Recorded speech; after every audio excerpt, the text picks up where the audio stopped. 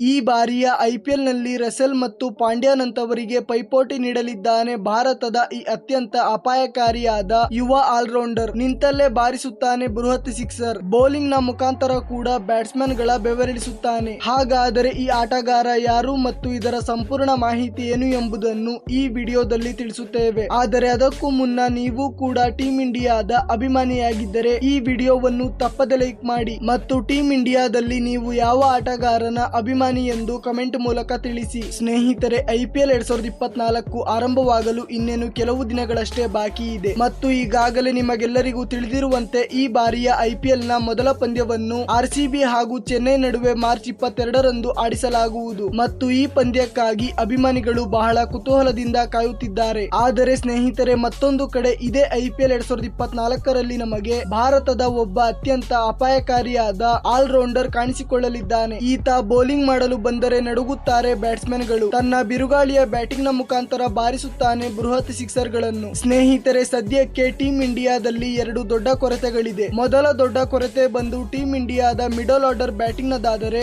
ಎರಡನೇ ಕೊರತೆ ಬಂದು ಒಬ್ಬ ಅದ್ಭುತವಾದ ಆಲ್ರೌಂಡರ್ ನದ್ದು. ರೀಸೆಂಟ್ ಆಗಿ ನಮಗೆಲ್ಲರಿಗೂ ತಿಳಿದಿರುವಂತೆ ಭಾರತ ತಂಡ ಹಾರ್ದಿಕ್ ಪಾಂಡ್ಯ ಅವರ ಮೇಲೆ ಬಹಳ ನಂಬಿಕೆ ಇಕ್ಕಿತ್ತು. ಆದರೆ ಹಾರ್ದಿಕ್ ಪಾಂಡ್ಯ ಅವರು ತಮ್ಮ ಕಳಪೆಯಾದ ಫಿಟ್ನೆಸ್ ನ ಕಾರಣ ಹಲವು ಸಮಯದಿಂದ ಟೀಮ್ ಇಂಡಿಯಾಗೆ ನಿರಾಶೆ ಮಾಡುತ್ತಾ ಬರುತ್ತಿದ್ದಾರೆ. ಆದರೆ ಈಗ ಭಾರತ ತಂಡಕ್ಕೆ ಹಾರ್ದಿಕ್ ಪಾಂಡ್ಯ ಅವರ ರಿಪ್ಲೇಸ್ಮೆಂಟ್ ಸಿಕ್ಕಿದೆ ಅಂತಾನೆ ಹೇಳಬಹುದು. ಏಕೆಂದರೆ ಈ ಬಾರಿಯ ಐಪಿಎಲ್ ನಲ್ಲಿ ಎಂಟ್ರಿ ಆಗುತ್ತಿರುವ ಆಟಗಾರ ತನ್ನ ಅದ್ಭುತವಾದ ಬ್ಯಾಟಿಂಗ್ ಹಾಗೂ ಬೌಲಿಂಗ್ ನ ಮುಖಾಂತರ ಹಾರ್ದಿಕ್ ಪಾಂಡ್ಯ ಮತ್ತು ಆಂಡ್ರೆ ರಸೆಲ್ ಅವರಿಗೂ ಕೂಡ ಪೈಪೋಟಿ ನೀಡಲಿದ್ದಾನೆ. ಹೌದು ಸ್ನೇಹಿತರೆ, ನಾವು ಮಾತನಾಡುತ್ತಿರುವ ಆಟಗಾರ 22 ವರ್ಷದ ಅಬ್ದುಲ್ ಸಮದ್. ಜಮ್ಮು ಕಾಶ್ಮೀರದ ರೈಟ್ ಹ್ಯಾಂಡ್ ಬ್ಯಾಟ್ಸ್ಮನ್ ಆದ ಅಬ್ದುಲ್ ಸಮದ್ ಅವರು ಅದ್ಭುತವಾದ ಬ್ಯಾಟಿಂಗ್ ನ ಜೊತೆಗೆ ಅಪಾಯಕಾರಿಯಾದ ಬೌಲಿಂಗ್ ಅನ್ನು ಕೂಡ ಮಾಡುತ್ತಾರೆ ಮತ್ತು ಐಪಿಎಲ್ ನಲ್ಲಿಯೂ ಕೂಡ ಅಬ್ದುಲ್ ಸಮದ್ ಅವರು 137ರ ಅದ್ಭುತವಾದ ಸ್ಟ್ರೈಕ್ ರೇಟ್ ನೊಂದಿಗೆ 395 ರನ್ ಕೂಡ ಬಾರಿಸಿದ್ದಾರೆ. ಹಾಗೂ ಅಷ್ಟೇ ಅಲ್ಲದೆ ಬಿರುಗಾಳಿಯ ಬೌಲಿಂಗ್ ಅನ್ನು ಮಾಡುವ ಮೂಲಕ ಅನೇಕ ದಾಖಲೆಗಳನ್ನು ಕೂಡ ನಿರ್ಮಿಸಿದ್ದಾರೆ. ಹಾಗೂ ಕಳೆದ ಬಾರಿಯ ಐಪಿಎಲ್ ನ ಹಾಗೆ ಈ ಬಾರಿಯ